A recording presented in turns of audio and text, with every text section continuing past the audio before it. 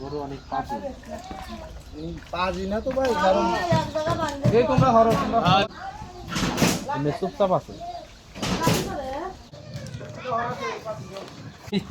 Control করা ভয় পাগলা গরু।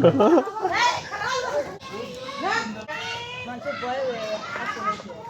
এবার সাধু আসছিল কিছু কয় নাই কেরা কতক্ষণ দূর আইবে আচ্ছা ফোন দিও আয়ো আচ্ছা ওই পাউডার ছাড়াই দিলে